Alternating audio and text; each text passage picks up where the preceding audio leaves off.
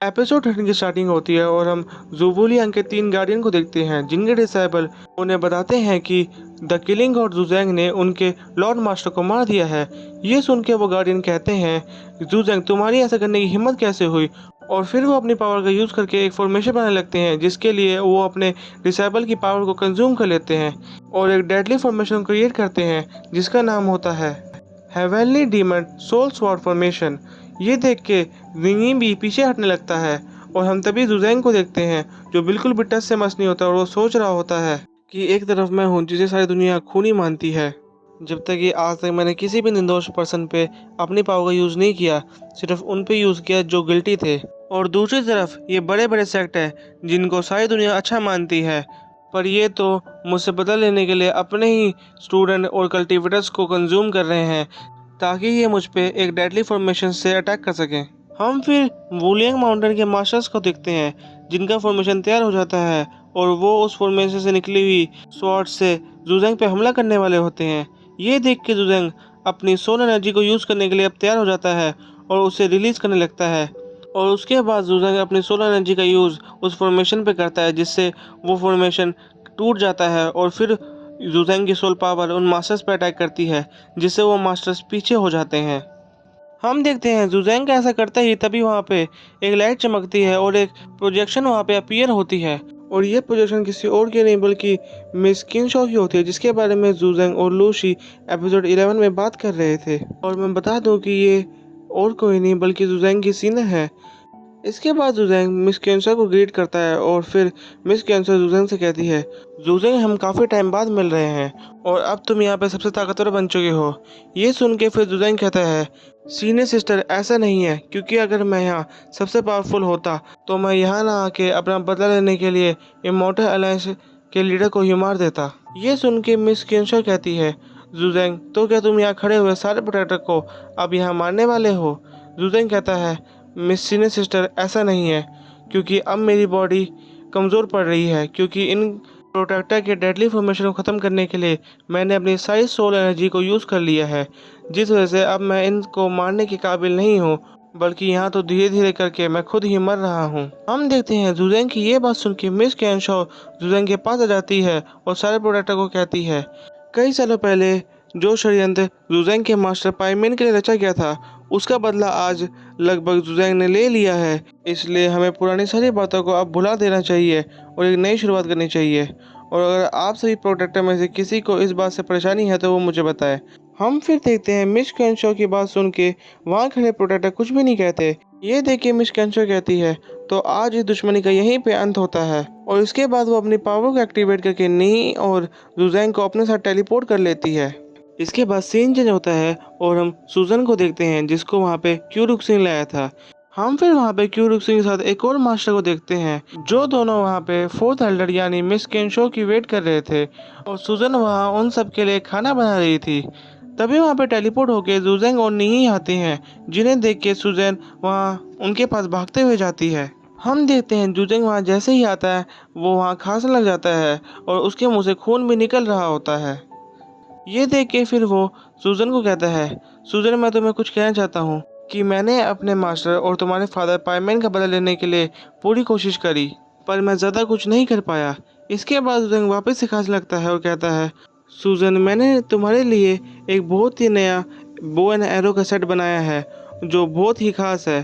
और फिर वो उसकी विशेषता जाते हुए कहता है मुझे लगता है कि तुम उसके साथ माउंटशू के सारे स्टूडेंट को पीछे छोड़ दोगी और मैं तुम्हें एक जिम्मेदारी भी देना चाहता हूँ कि मेरे बाद तुम्हें मेरे फेवरेट पौधे की देखभाल करनी होगी। हम देखते हैं जुजैंग को ऐसी बात करते हुए देख सुजन गुस्सा हो जाती है और कहती है आखिर बताओ मैं तुम्हारे ये सारे काम क्यों करूँ और मुझे बताओ कि आज तुम ऐसी बातें क्यों कर रहे हो। जुजैंग कहता है क्योंकि अब मैं मरने वाला हूँ। ये सुन के सुजन वहाँ रोते रोते कहती है कि आखिर सबको मारने वाला कैसे मर सकता है। हम देखते हैं सुजन को ऐसे रोते हुए देख जुजैंग उसे समझाने जाता है, पर तभी वो वहाँ पे बेहोश हो जाता है और उसे गिरने से पहले सुजन उसे संभाल लेती है।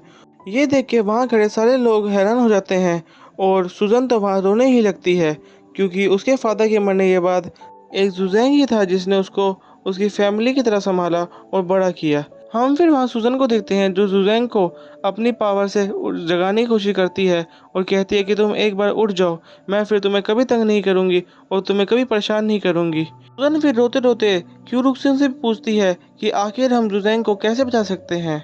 हम देखते हैं क्यूरुक्सिन और उसके साथ में खड़े मास्टर को भी कोई आइडिया नहीं था कि अब सुजैन कैसे बच पाएगा।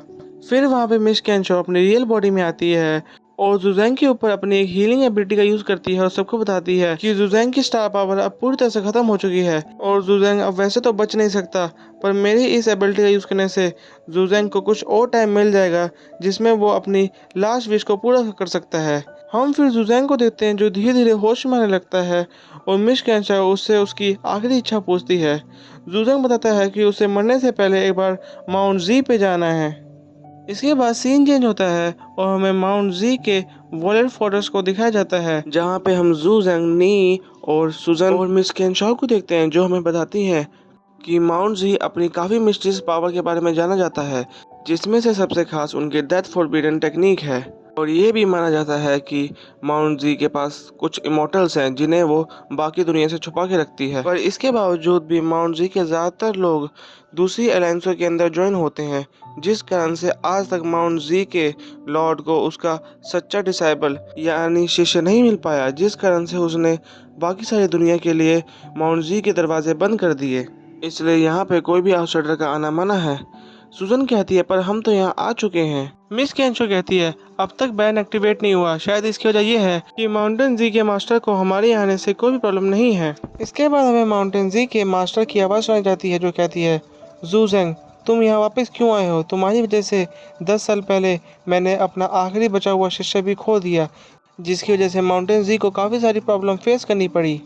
हम फिर नी को देखते हैं जो ये जान के बड़ा हैरान होता है कि माउंटेन जी की मास्टर एक लेडी है।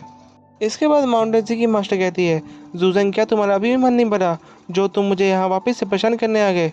इसके बाद जूजंग उसे बताता है कि उसने वूलियांग के लॉर्ड को मार दिया है, जिस वजह से अब वूलियांग पैलेस को कल्टीवेशन लीग से जल्द निकाल दिया जाएगा। और ये भी बताता है कि वो मरने वाला है और मरने से पहले आखिरी बार तुम्हारे उस आखिरी स्टूडेंट की ग्रेव पे जाना चाहता हूँ।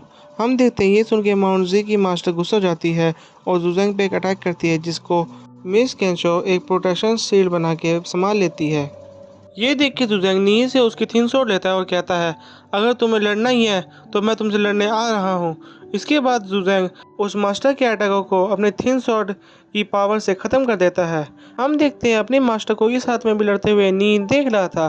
तभी जुजैंग नीचे आ जाता है और सुजन और नी उसके पास भागते हैं उसे उठाने के लिए।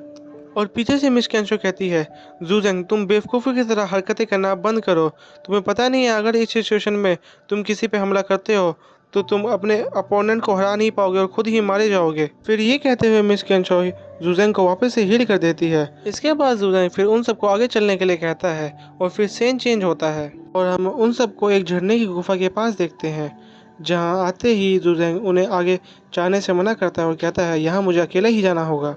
जूजेंग फिर सुजन को कहता है जाने से पहले मैं तुम्हें कुछ देना चाहता हूँ जो मुझे तुम्हारे फादर ने तुम्हें देने के लिए कहा था। फिर इसके बाद जूजेंग सुजन के अंदर वो पावर डालने लगता है जिसकी वजह से सुजन के माथे पे एक साइन बन जाता है। फिर थोड़ी देर में पावर देने का प्रोसेस खत्म हो जाता है और जूजेंग कहता है अब ये पावर तुम्हारी हो चुकी है, इसलिए आज से तुम्हें इसका ख्याल रखना होगा। मिस कैंशो कहती है जूजेंग, तुम्हारे इस पावर को सुजन को देने के बावजूद भी वो इस पावर का यूज़ बैटल में नहीं कर पाएगी। जूजेंग कहता है सीनियर सिस्टर, हमें और अलायंस लीडर की स्ट्रेंथ के बारे में पता है, तो सुजन को ये पावर देने या ना देने से कोई ज़्यादा फर्क नहीं पड़ेगा, पर ये पावर मेरे मास्टर और सुजन के फादर से बिलोंग करती है, इसलिए ये पावर सुजन को ही मिलनी चाहिए।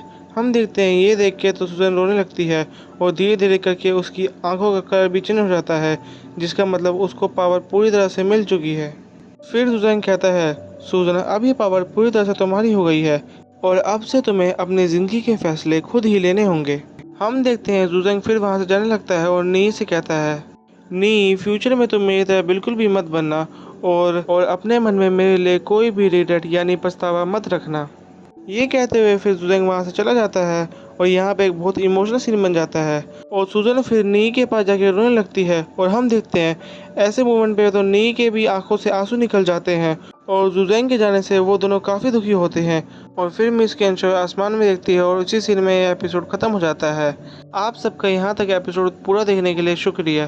Thank you for watching my video.